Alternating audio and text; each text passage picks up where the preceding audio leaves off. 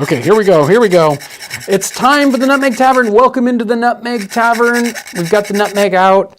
It smells good. We've got our tea here.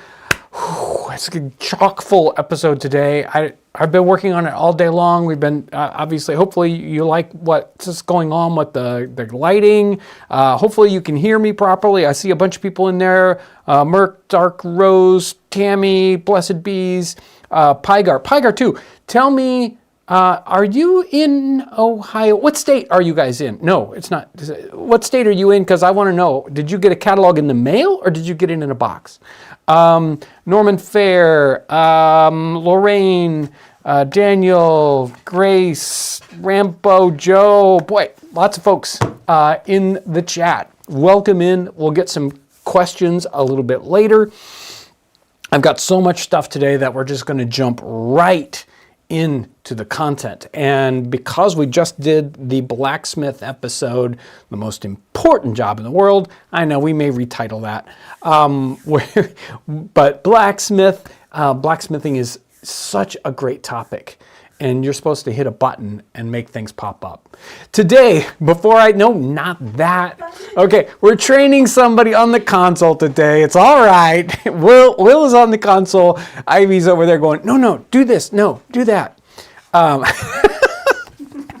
Lauren is on the chat and the questions in super chat. Woo, good job, Will.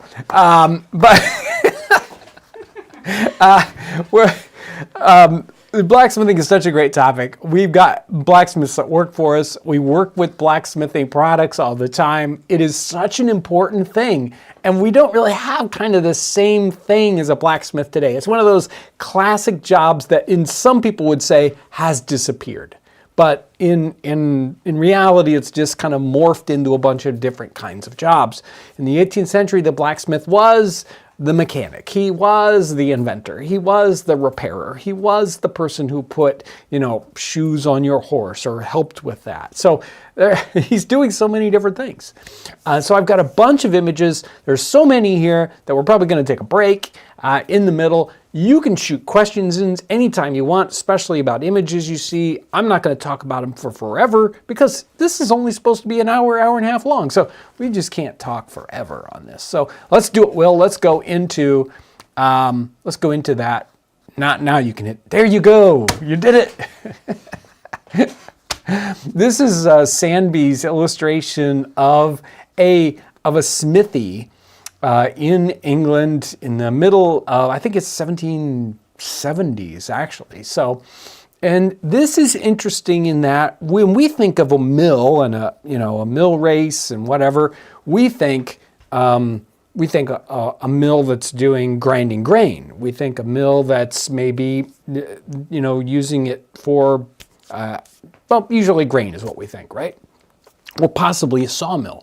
But industrially, they're using mills for all sorts of things. Things like running looms and spinning things. And in this case, a forge is a water wheel, and water power is really important for a water-powered drop hammer. So if we could see inside there would be a big drop hammer in there that's run by this mill. So this mill is a smithy mill. And water power is super important in our time period. We get the inside of this is like a children's illustration. So obviously it's a pretty crude woodcut, but we have a forge over on one side. We've got, I don't know why the one guy's got his back turned to us, like he's doing some kind of special trick. He flips around and smacks it with a hammer. Anyway, we've got one smith with, hammering out something on a very strange looking anvil, kind of a square anvil. We got the other guy who I don't know what he's doing. And then probably the important thing that we don't think about on a smith is the guy who's at the bench filing, and he's filing and filing and filing. All the fine smithy work gets filed a bunch. It gets a nice smooth finish to it, and so it doesn't look like it's all rough and cobby. And that's what this guy is doing over there. So half the sound, half the screeching and roaring going on in a blacksmith shop isn't the guy or the fire or the guy with the hammer, but it's somebody at the bench going reet, reet with a file all day long. There we go. Now, this image, this is European, right, Lauren? Was this from the Rijksmuseum? I'm trying to remember. I think this is Wiki Commons. So Oh, I'm okay. not sure where. I believe it's European, not British or American, and it is, yeah, it looks Northern European because of the hats and whatnot. So this is a fairly hefty forge here. Look at what's being heated up on the fire. It's a huge hunk of metal. It's so heavy that it has to have a crane holding up the other end of it. So he's working on one end. And yet, it's a place where people are coming in and watching. And we see several illustrations of this kind of thing going on. Like the blacksmith shop isn't just a factory, but it's also a place where people gather and, hey, let's watch the smith at work. So we have women and children sometimes watching. There are some illustrations, I think, by, is it Danby or Darby? The guy who does who does the very dark images and the bright ones are like nighttime images. He's got some of those kinds of images of a forge working at night, and children are watching. So very interesting. We got people sitting around smoking and drinking. Lauren found this one. Oh, so good. This is a model of a forge on a wagon that goes with the military. Probably, did it say it goes with artillery or no, cavalry? I'll look it up. Okay, anyway, it goes with the military, and this is a model of what a smith operation would look like on a wagon. So we've got the bellows, we've got the firebox, we've got an anvil, and then we have this probably tool case here. Now, all the hardware on this is brass because it's easy to form.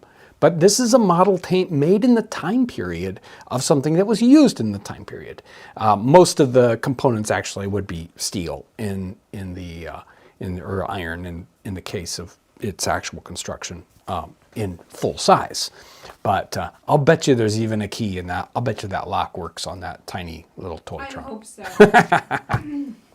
It's hiding from me. So, and boy, the bellows look just like the bellows we made. Pretty. I just love the detail on it. Yeah. Just so fun to see miniaturized.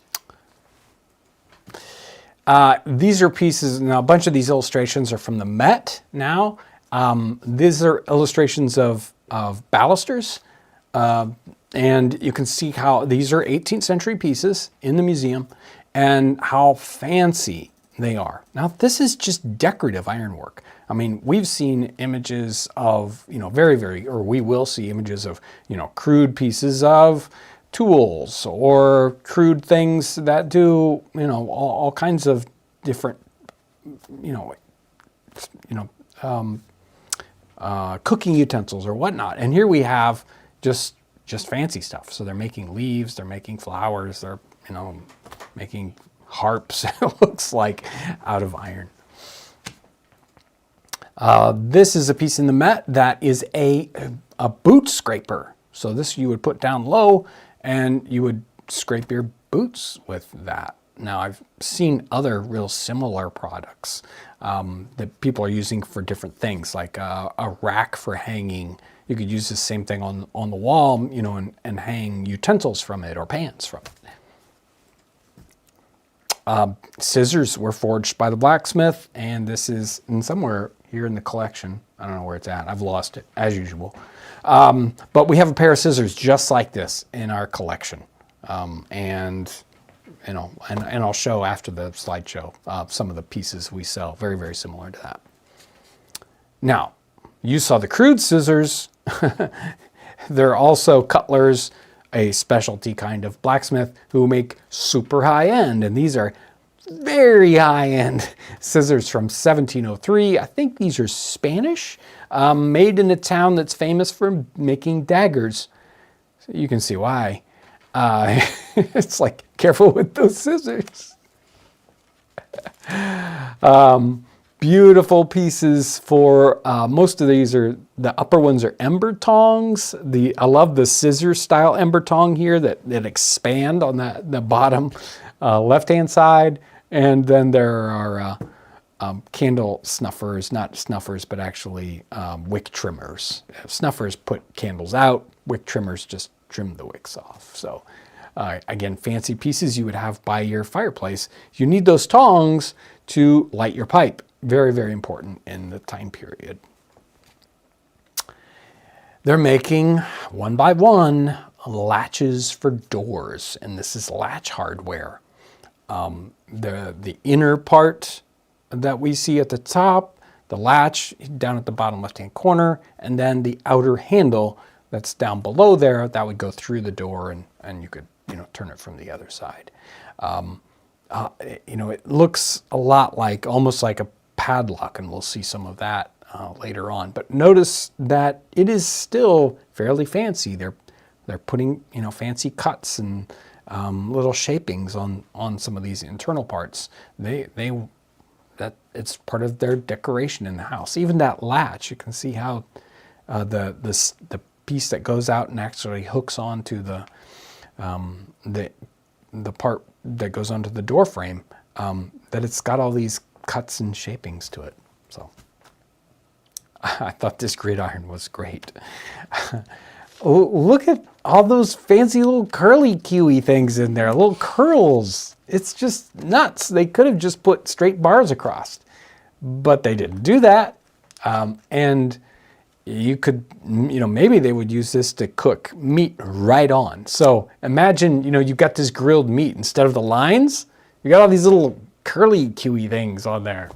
It'd make a really interesting looking piece of meat. I think that would be fun.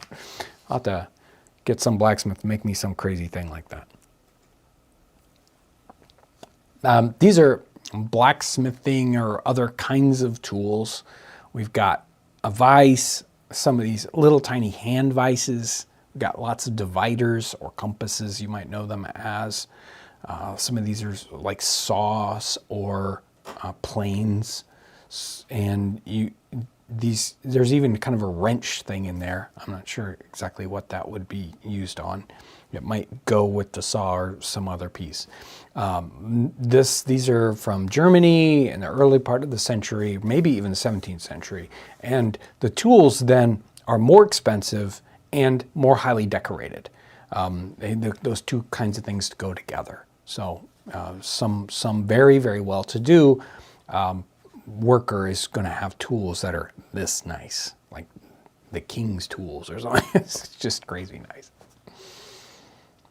This is Russian from the 18th century, and it's a padlock.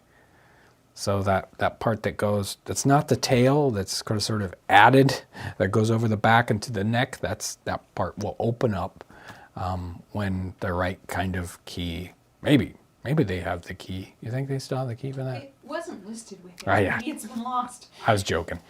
Of course they don't have a key. Everybody's got a padlock without a key. But you keep it around because it's so cool looking. A trammel hook. Now this is sideways because it would look stupid if it was vertical. But it's ratcheted with ratchet teeth and hooks on both ends so that you can change the height. When you're cooking on an open fire, you need to have a tool like this all the time. It's like, oh, it's too hot, it's too cold, I gotta move it up, I gotta move it down. So this kind of graduated up and down is the same as having the knob on your stovetop today. How do I get medium heat? Well, move it up 3 inches. Beautiful French hewing axe from probably the 17th century.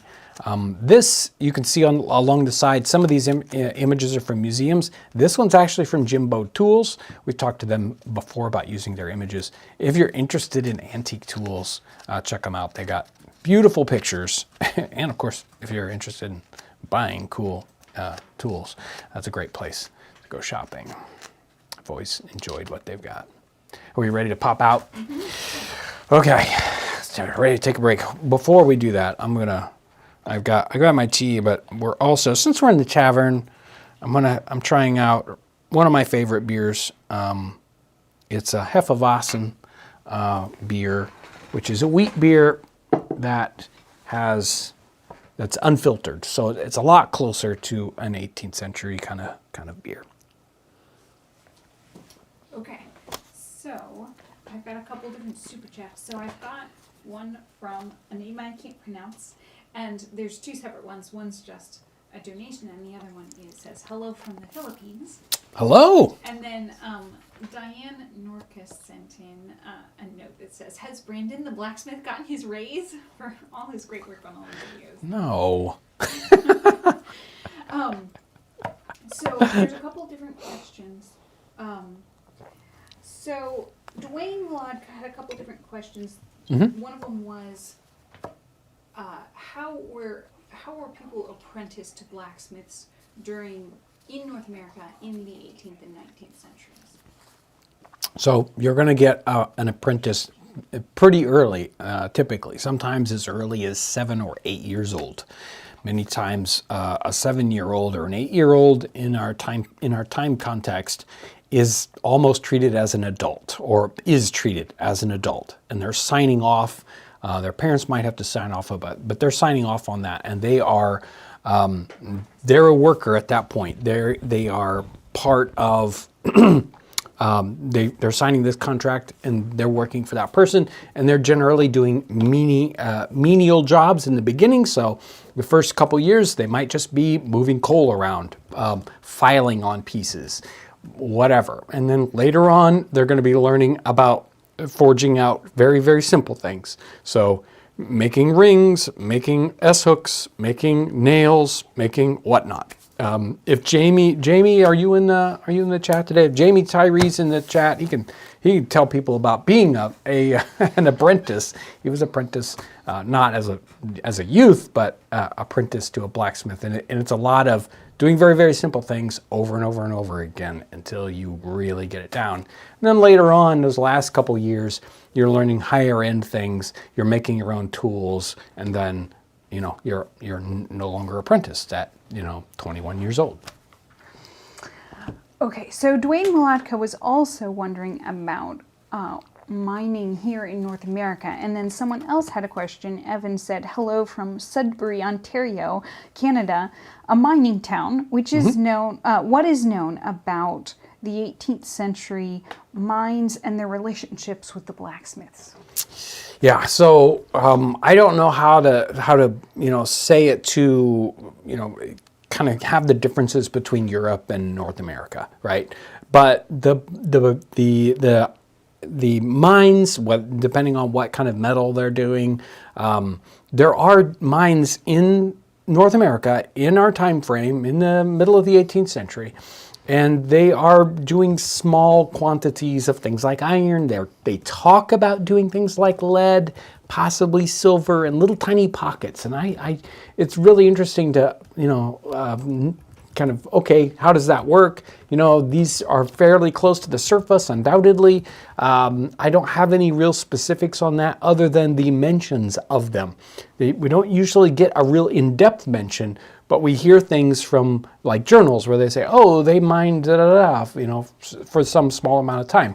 Undoubtedly, they were very small pockets and they kind of disappeared, or they weren't commercially viable when lots of imports came in. For a small amount of time, when it was really hard to get, then they would mine that in a particular location along the East Coast. But the East Coast, other than maybe places up in Maine, not really well known for mining as far as I know. But so it's happening. But at the mine, they're doing the smelting of it to turn the ores into workable metals. And then they would go out to the blacksmith, and the blacksmith would be working with bars or pigs of iron and hammering that out. Again, Jamie's video that he does where he talks about wrought iron is really, really important. All the iron that we see here is wrought iron, and wrought iron is not as easy to work with as the wonderful mild steel that we get today, which is like forging butter compared to that rotten old or wonderful, depending on what characteristics you're looking for in wrought iron. So, whew. There is a super chat from Rob Dixon. Sorry I missed Martin's station, but was happy to see you and Peter Kelly together. My two favorite YouTubers. Hey. Hope to see some collabs in the future. And I'll drop in the Woodland Escape. Yep. Okay, so I think we're all caught up. Okay, let's jump back in. Toasters. Toasters are really important in the time period, and they're a fun thing we see blacksmiths doing. We see a lot of toasters, and most of them are of this design. So they're like a gridiron, except that they just have two little feet in front, and then they've got the part that holds the toast, and you can rotate it. So you don't have to take the pieces out, flip them. No, you just rotate that piece around, and you can toast both sides. Who wants toast if it's only toasted on one side? Now this is a trivet that is made, this part off to the left here, that's made to hold the handle of we can't see it very well, but it's probably got a Y or a yoke there, so that the handle of a long-handled frying pan can hold it. And the reason why you have a long-handled frying pan is because the fire is like 5 billion degrees and you're trying to cook something and you're burning your hand, which happens to me like all the time. It's the reason why your spatula needs to be nice and long too. I about fried my hand in the last cooking episode. It's like, here, flip that over. Because I had that little short-handled doodle whopper. This is a candle holder and a rush holder, a rush light holder. So obviously the candle cup on one side, and then this thing that looks like a pair of pliers, that would hold a reed that's soaked in oil, a special kind of triangular reed. It was something that was fairly popular in England in the 18th century, but you don't see very many of them in North America. I don't know exactly why. Maybe we didn't have as much of the right kind of reed or the right kind of oil. They just weren't popular. So you'll see it a lot in England, not as much in North America. Not to say they didn't exist, just not popular.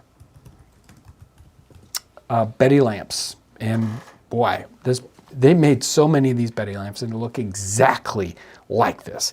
And I've got one here we'll look at later on. Betty lamps, super important lighting source because candles were expensive. So oil lamps were really useful. You'd use that when you have bacon grease or some other cooking oil. And there weren't too many plant-based oils to burn like we have today. So most of them are just rendered out fats. A little pair of pliers, and I think these are from the Rijksmuseum. Just beautiful workmanship. Wow. I wish I had a pair of pliers like that. I don't know, is that like a little bird face or something there it's supposed to be? Anyway, all tools should be like that. This is some kind of a holder. I thought it was interesting, kind of fancy, lots of little extra bits on it. I mean, why do they have all those extra bits? You don't need them, but it's got them. Some blacksmith thought it would be really cool, so lots of. Now this piece, whoa, whoa, whoa, whoa. So this is what? Probably the light over a door or something, right? Or a window? But why does it have little feet? Why does it have feet? Oh, I'm sorry. I was looking at the other thing. Oh, yeah. Yeah, like a window setting. Right. Fan light, right? And just like incredible work on it. This is the most fancy thing I've ever seen made by a blacksmith. Wow. Just totally crazy. A wonderful hinge here for some, strap hinge for a door. Wow, I wish I had a door that would, have hinges like that on it. Really neat.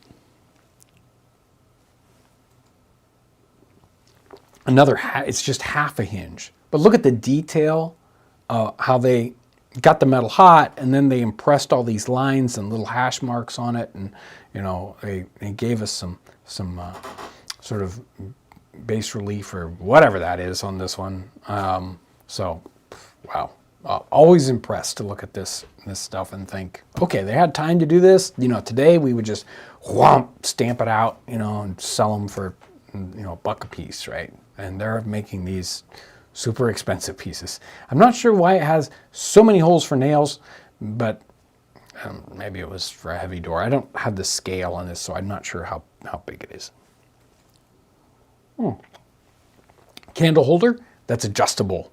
So this would go around, you could lower the candle and raise the candle. It seems odd, but you see a lot of these designs like this. And look at the feet and all the little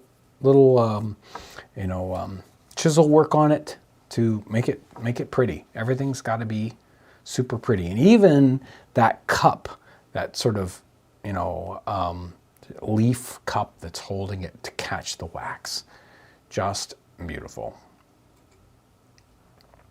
Another lighting device. This one probably was on a peg or something, so you could move it around on a beam, something like that.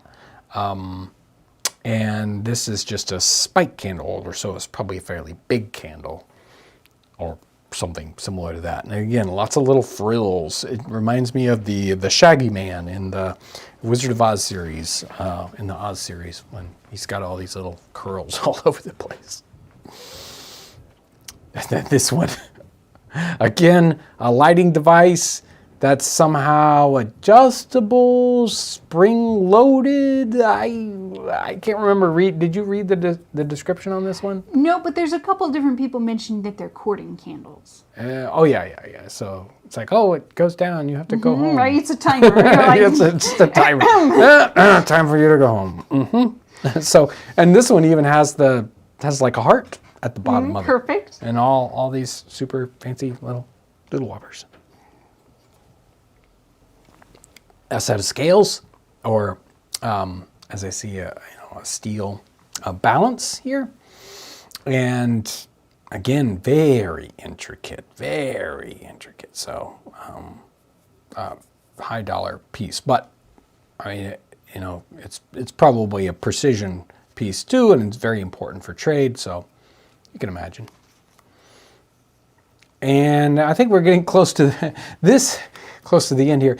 This is the art, and a lot of this is blacksmith work, although if you really look close at those gears, you're thinking, okay, this is not easy to do. This is the clockwork mechanism inside of like a clock tower. And there was a 18th century clock tower that was taken down or burnt up or something, and they recovered this mechanism from inside that. So this is a clock mechanism, and we can see how intricate and how mechanically important some of the pieces have to be. So somebody's got to make a machine to make the gears to do some kind of job like this. But the blacksmith's making all these kind of frames and probably engineering the whole. It's like, okay, we got to have an internal framework here and there to hold these gears and this rod and all that good stuff.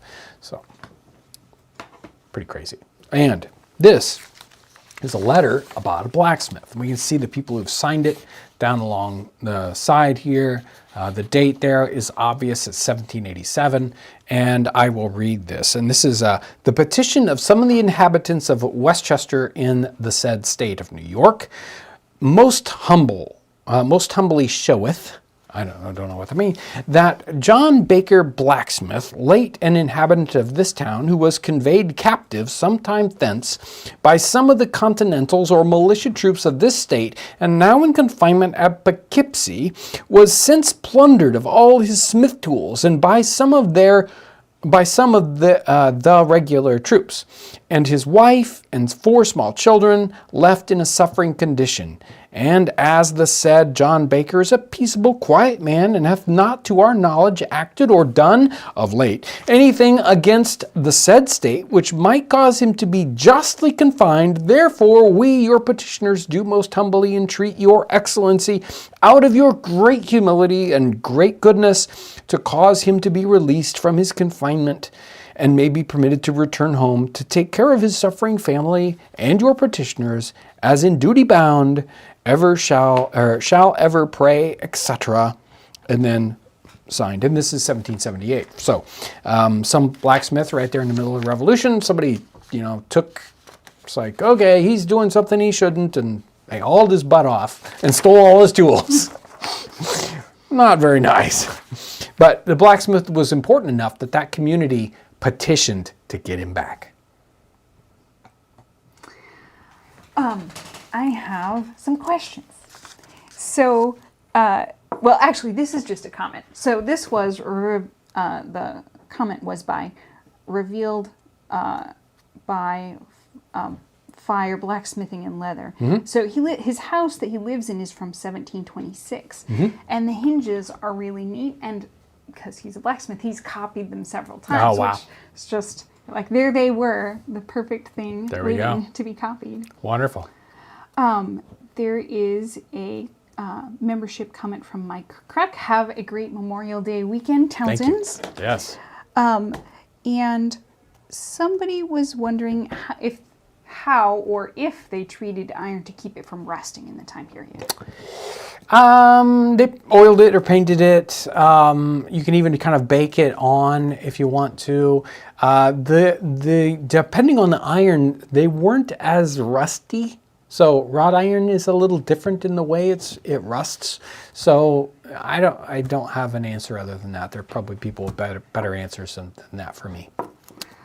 I have a super chat from Jason Allen. Hello from New Jersey. My fiance and I love the show and are getting married this August. We were wondering, what's a popular 18th century wedding meal?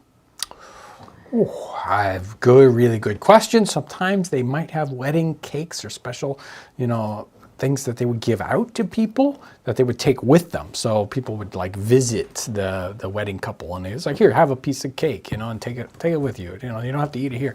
And it would be a wedding cake would be a lot like the great cakes of the time period or fruit cakes of how we know them today. And of course, fruit cake has a bad name, but that doesn't mean it has to be bad.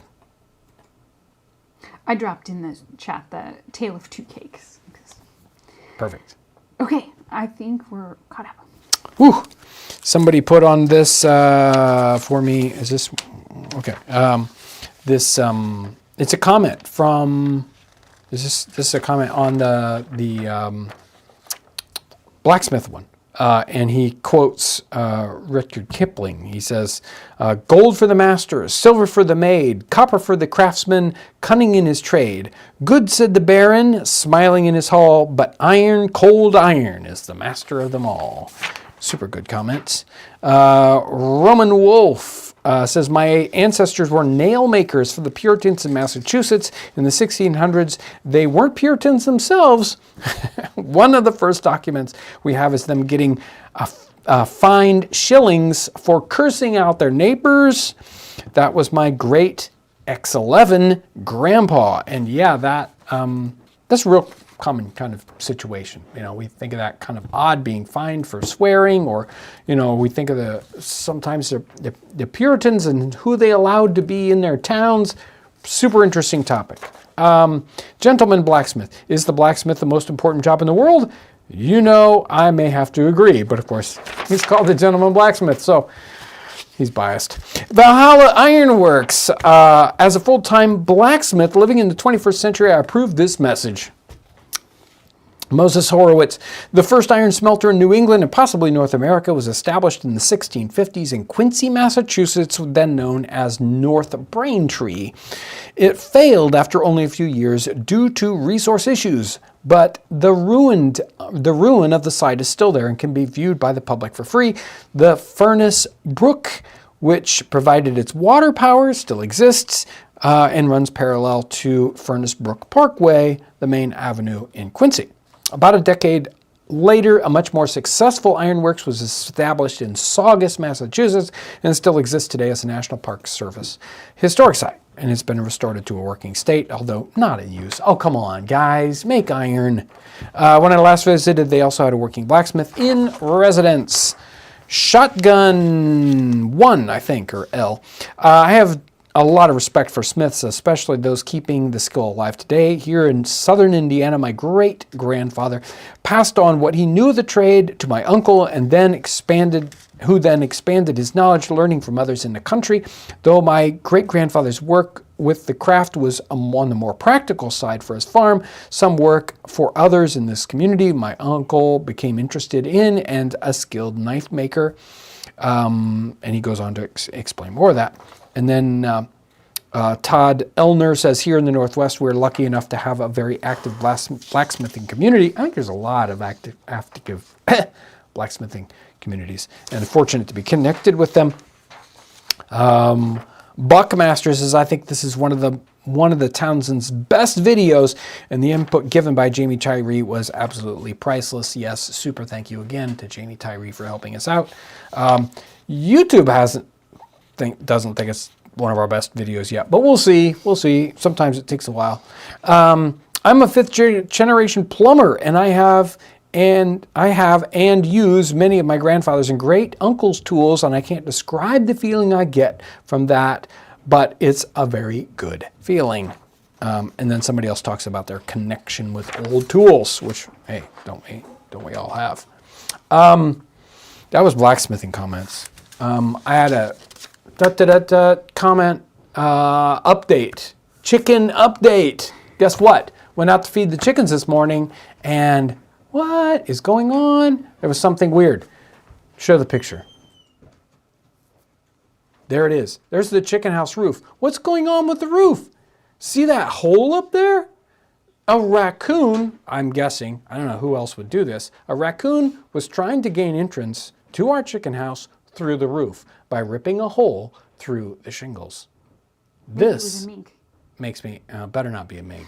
I think if it was a They're mink. still alive. So. Yeah, they're still alive, so it wasn't a mink. He apparently ripped a hole in the roof and then said, oh, that's a long way down. And he didn't jump in, or else I wouldn't have any chickens. Wow, I am like unhappy. So we're gonna have to do some work with that. Maybe put like, I don't know, the 10,000 volt fry and die burglar trap in there or something. I don't know. We'll see. Patreon. Whew. Do I have Patreon here? Yes, there is. Patreon. I'm working on this Patreon thing to get the names to come up and stuff. I'll make that work. But for now, brand new Patreon. KTrain39, Dustin Sims. Also, longtime Patreon folks. I just want to shout out Ilui, Kyle Lerfeld, Jerry Drake, Roxanne, Craig Hansa, Logan Davis, Amber Petty. We got lots of wonderful people that help us out with Townsends Plus, or with Patreon, also with Townsends Plus, also amazing YouTube members. So, like, super thank you. I'll try to say thank you again toward the end there.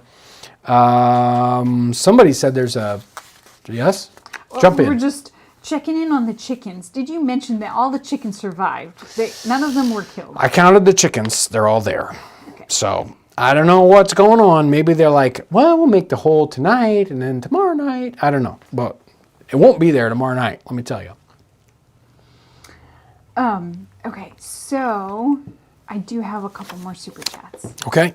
If you want to pause for a moment Yeah. before moving on to your next thing. I'm ready. Okay. I'm ready. Okay, so Benjamin Wheeler says, John, I hope this isn't too far off topic, but what are some of your favorite fictional books from the 1800s?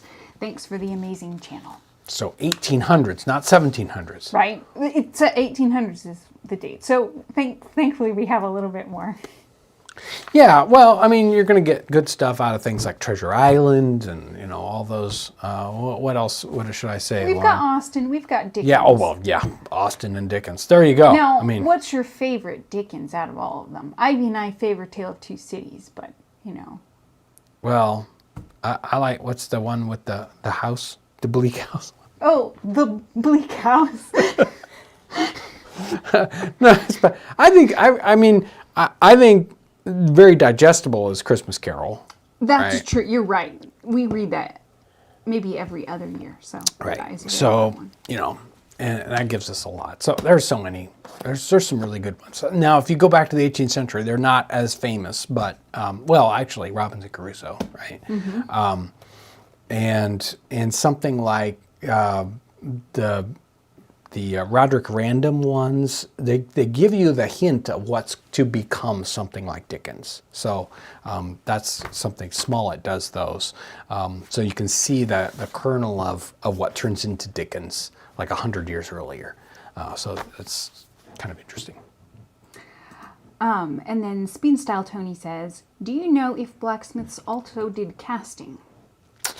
Probably. I don't know whether a lot of that's just happening at the iron furnace. So the casting in large form, like firebacks. We had a lot of fireback. Lauren put some fireback images in the mix here, but I took them out because they're more like, the foundries doing that. And they were a little harder to see. Yeah, but they're obviously very important too. So the blacksmith might do a little bit of that, but it's a kind of a different skill set, and you need a bigger furnace to melt enough metal to do anything with. Dark Rose said, I have been asked to present about colonial cooking to a local DAR book club. Have you any suggestions for good recipes to allow them to try? Oh, any of our episodes. I mean, if I can do them, anybody can do them.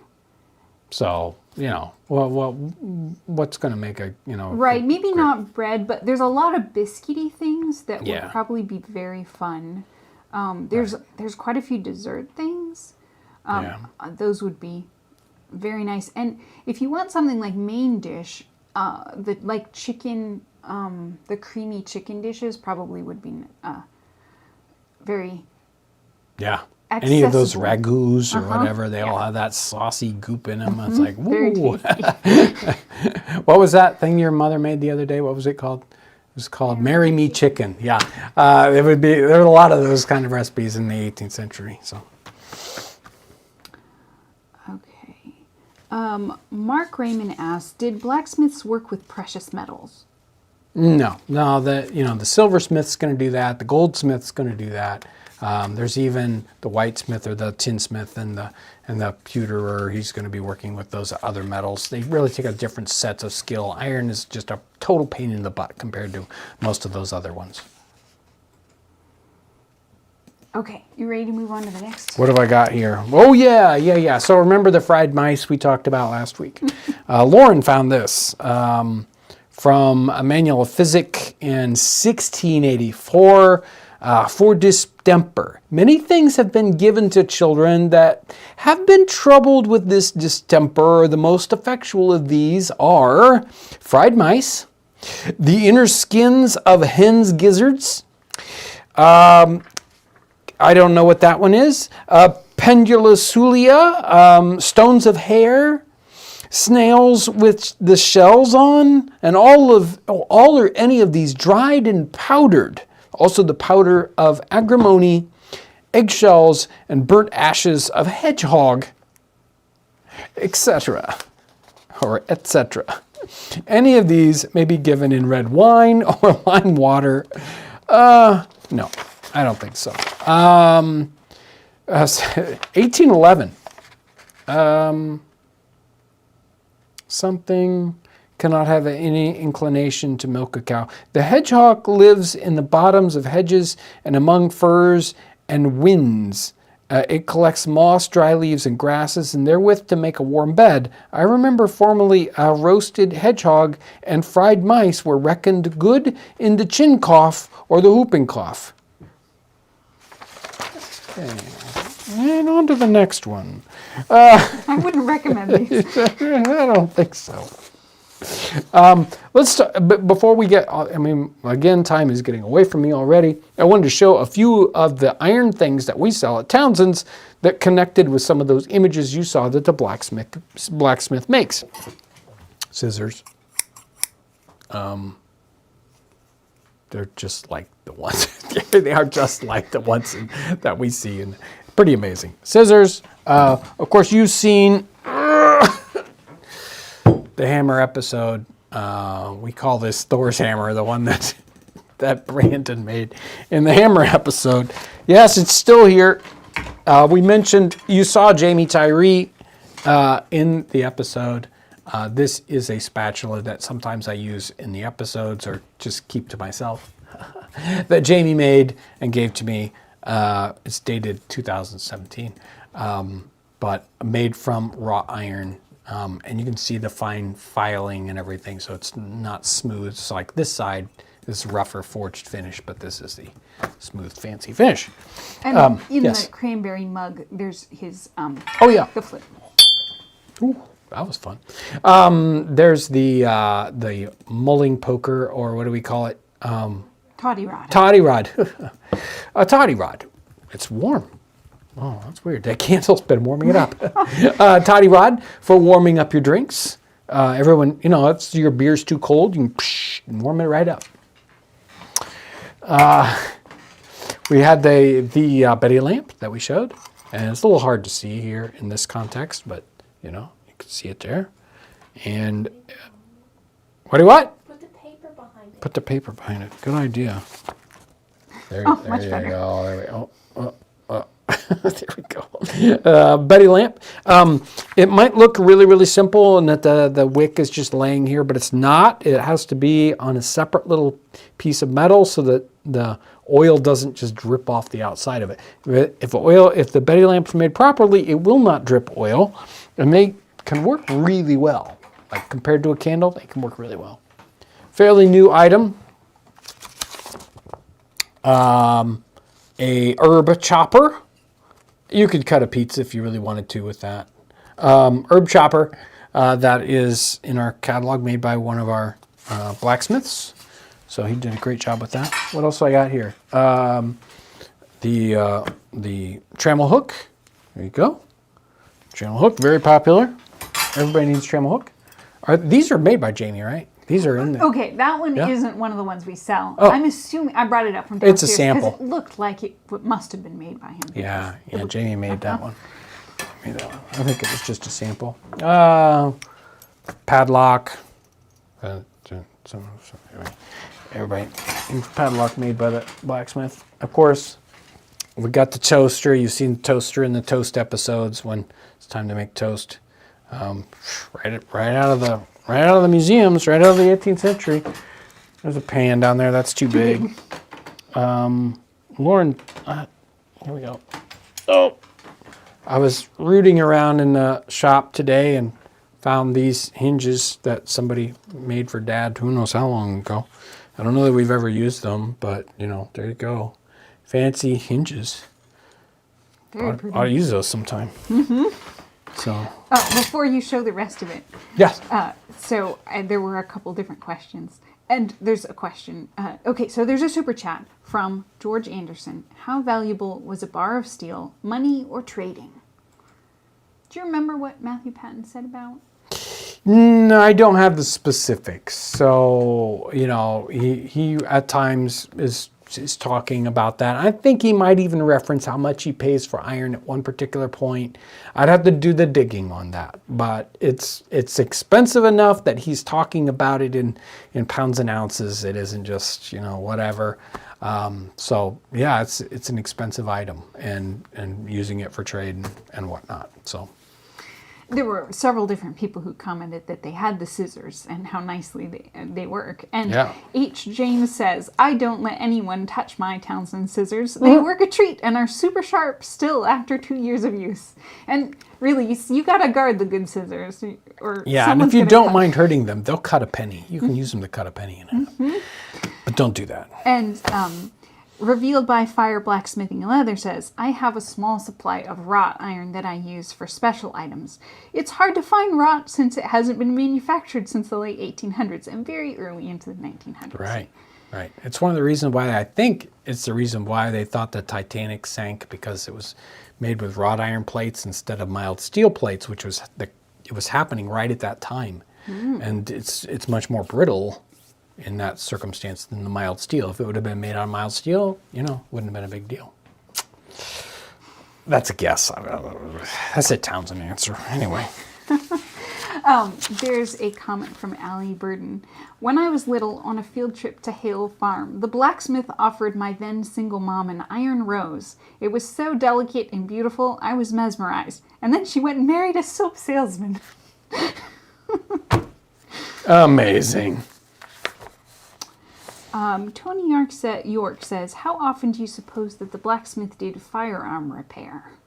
A lot. You know, some of the simpler things. Sometimes you'll need a gunsmith to do, you know, a little more intricate things, but blacksmiths are going to be able to do some of the rougher, simple work, you know, welding different little pieces together or filing a piece to get it back into shape.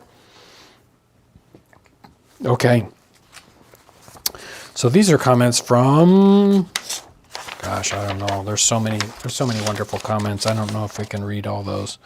What are we gonna do? Okay, I'm gonna put these off to the side for a minute.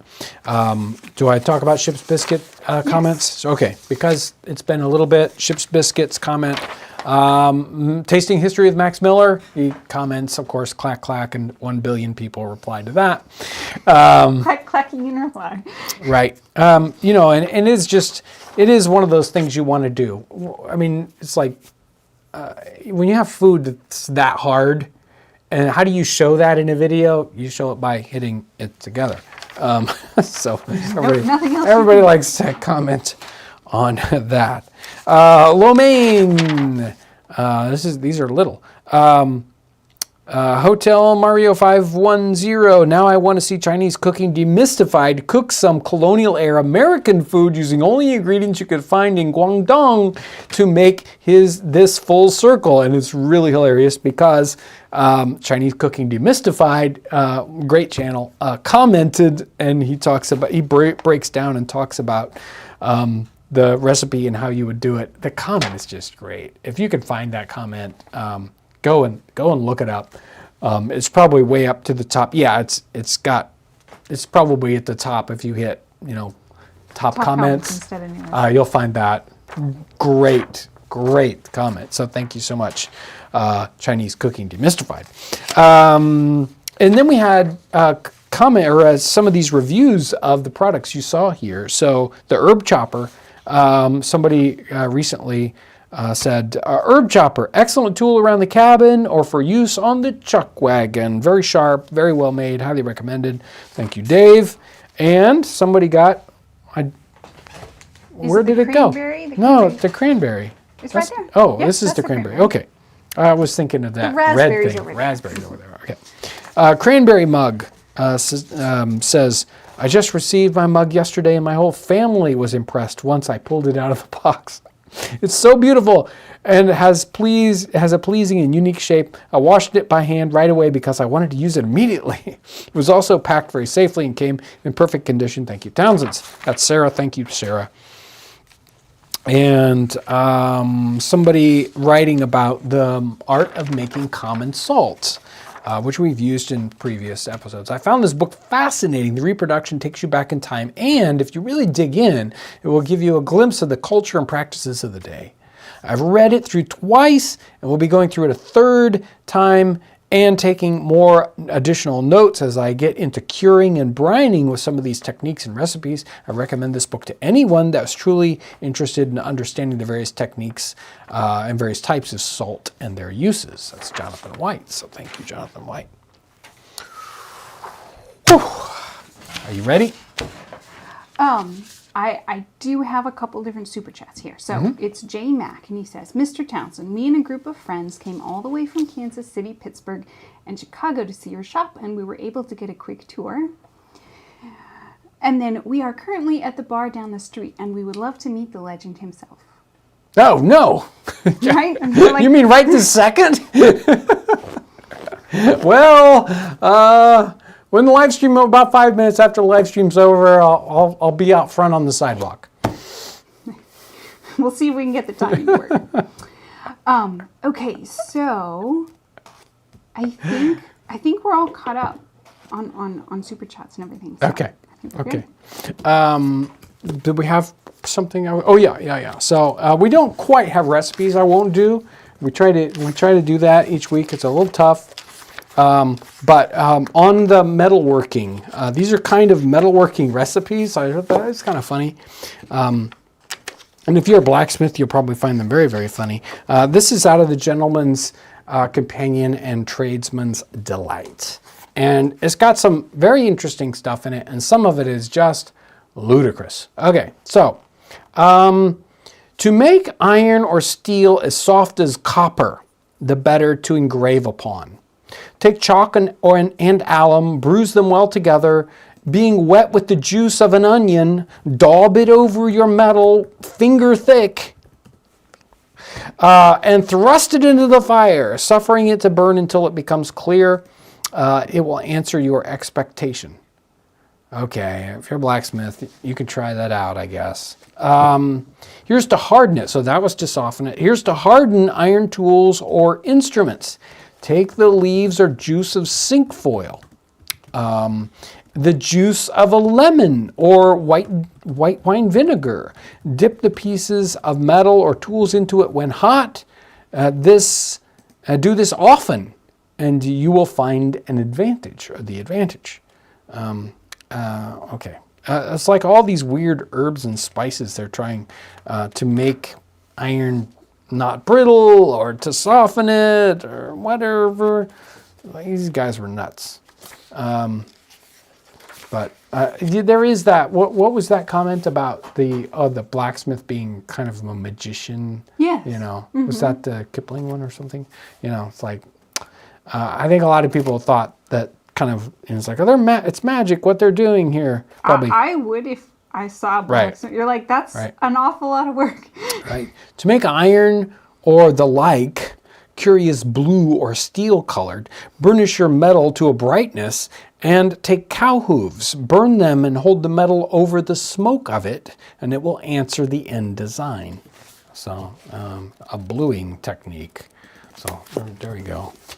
There we go. Whew.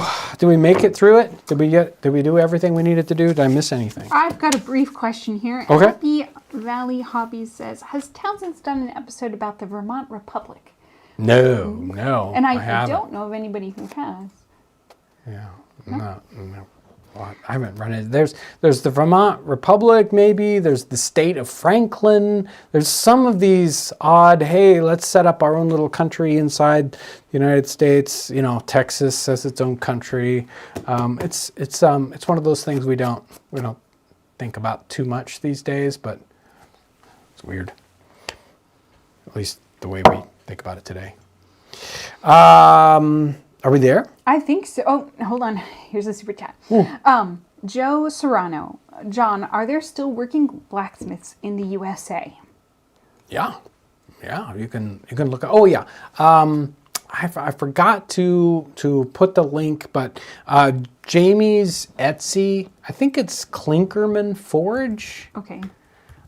Jamie's one of those people, he makes some of the same kind of things you'll find, and we have blacksmiths that work for us. Some of them kind of like full time. Knife makers, very similar. So yeah, there are people doing blacksmithing full time today, people doing decorative work and all sorts of fun things like that. So, not as uncommon as you'd think. And when we could use more blacksmiths in the world, fun things, made by people That's what I like about it. So, very nice. What do we got here? I think we're ready. We're going to try a new thing here. We'll see. Let me just get the note here. Here we go. Of all the money that e'er I had, I spent it in good company, and all the harm I've ever done, alas, it was to none but me. And all I've done for want of wit, to memory now I can't recall. To so fill to me the parting glass, good night and joy be with you all. Thank you so much for being in the Nutmeg Tavern today. Thank you for your amazing support on Patreon, on Townsends Plus, on Super Chat, on being a member, on just watching the videos, especially folks that buy merch. All those things make it possible. I also want to thank everyone and hope that you all have an amazingly good Memorial Day weekend. Thanks for watching.